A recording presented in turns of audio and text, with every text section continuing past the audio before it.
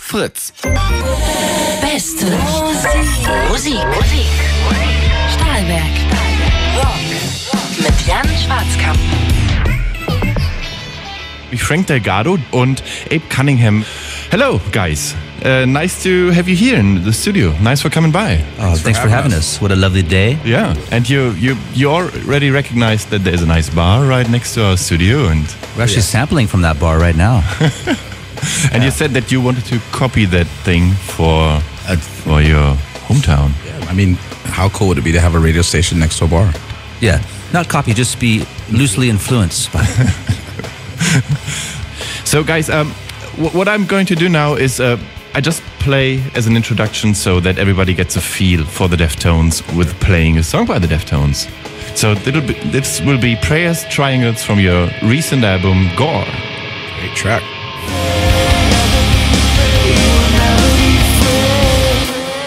So, why is it such a problem to play that song?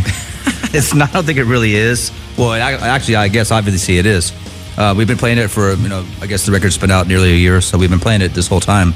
Only the other day did we actually play it correctly. Yeah. It's really silly. It's just like little things matching up in the right spot, and I just had the biggest grin on my face, so I was like, oh, we did it. And we haven't played it since. Yeah. But it's quite a short and straight song compared to lots of others on the record, right? Yeah. True, but we're not. It's maybe we could rehearse more. I don't know.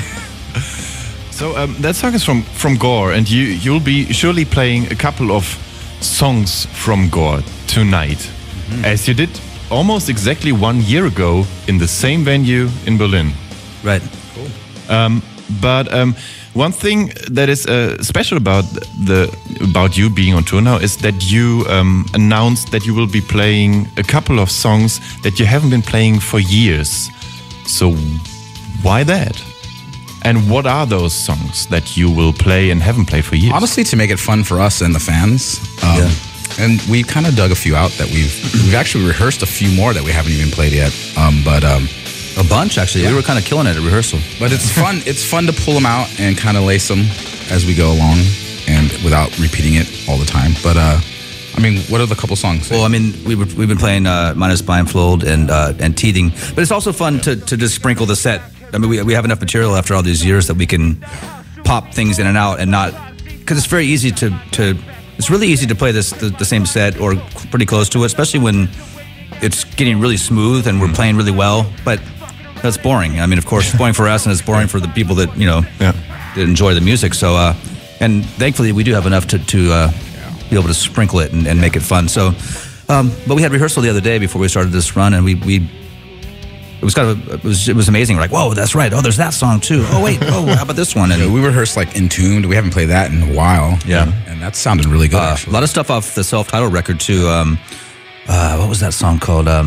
Kim Dracula's being played. Oh yeah, Kim Dracula. But yeah, it's just time to dig some things out. It's one thing to let them rest for a while, and like we haven't played 7 Words in a few years now, I think. So yeah. So maybe it's for fun. It's to keep it fun, you know.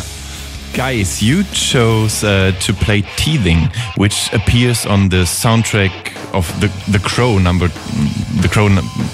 2. Yeah.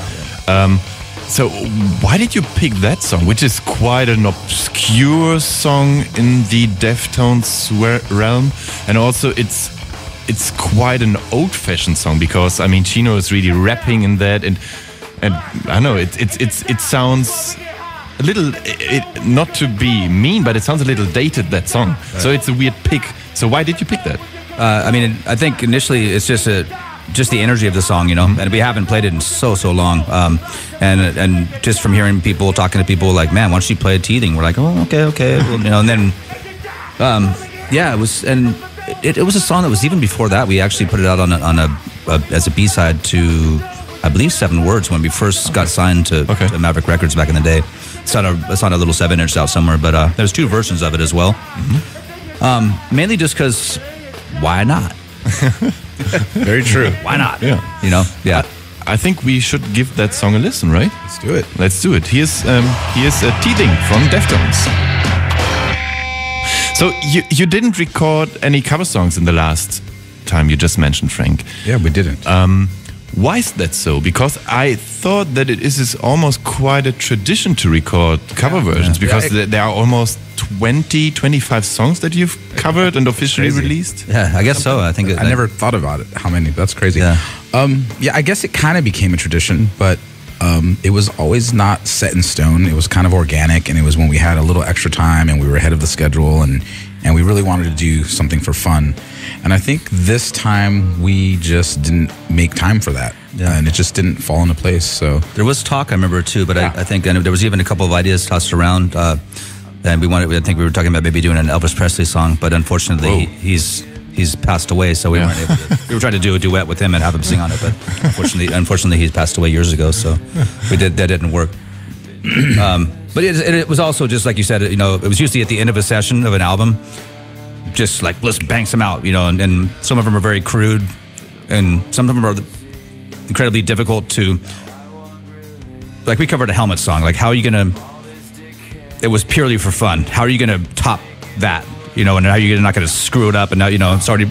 Most of the songs are already perfect anyways, but it's just fun to... And it was always meant for us. Like, it was meant for us to have fun, and we loved putting it as a hidden track or a B-side to something. It was never like we're going to push it as a single, and hopefully radio picks it up. It's not like, Yeah. It was always purely for us, for kind of selfish fun. Okay. Yeah. So who gives input when it comes to covering songs? Are you all like... doing your part to it and say, well, I would like to cover Somewhere the Cardigan. Someone gets an idea and says, hey, what do you guys, or it's maybe something we're playing backstage a lot or something, and we're like, man, maybe we should cover this, this something that we grew up with, perhaps, parents listen to, or something that, it's funny, I have somewhere on my phone, I have a running list of, just late at night, like, too many beers, and I add a couple songs, or we're out, and, yeah, it's something that's always in the back of our head, but it's obviously just, for kicks. Ja. Und Abe hat auch eine Liste auf seinem Telefon mit Songs, die er potenziell... Got lists for everything. None of them are completed. Yeah. You're never completed? I hope to one day, but... Yeah. Okay. So what lists are you keeping? I have lists to complete my already written lists.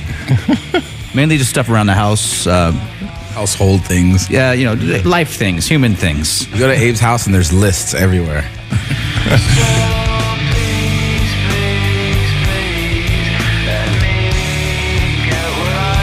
Frank, it's not so obvious sometimes what you are doing for the Deftones.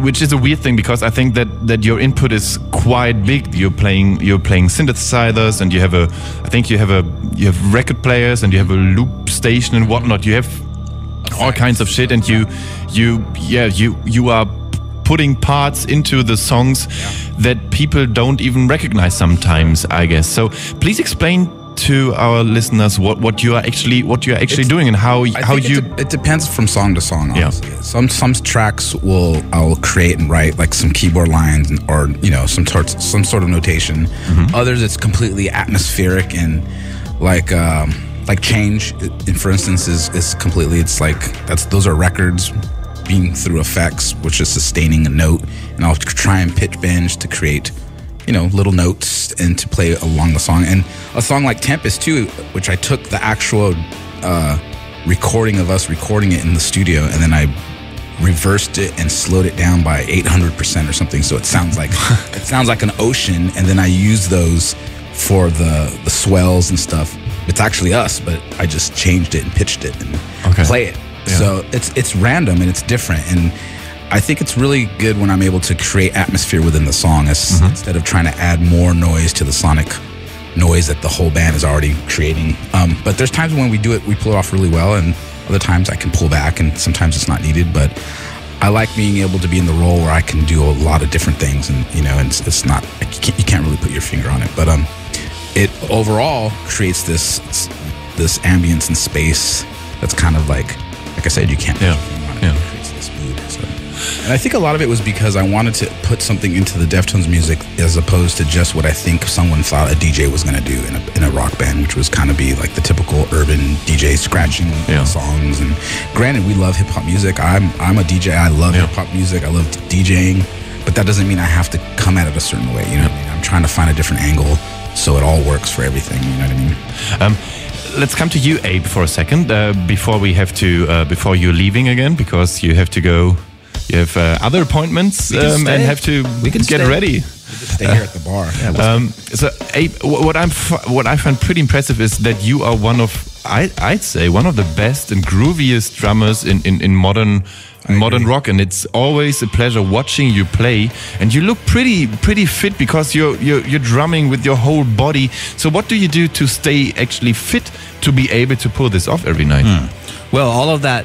Thanks, but all of that is debatable. My fit, my funkiness. No. I just try to have fun. I mean, the whole premise of our band was always focused on the groove, you know, and it should, whether you're metal thrashing mad or you're shaking your ass, or, you know, I mean, you want to make people move somehow, and it should feel good. The music should feel good, even if it's jarring and you know. I like beer. I love things in life. I like to eat, you know. But as we're on tour, you know, you go and you get in a groove. Water is important. Okay.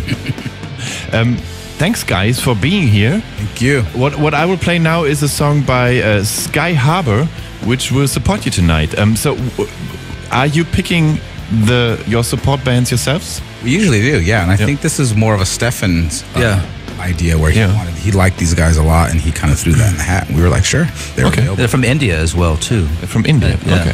So goodbye. Have a nice show. Thank you. Later. Thank you so much. And, what a pleasure. Thank you. Yeah, thanks having you here. Fritz.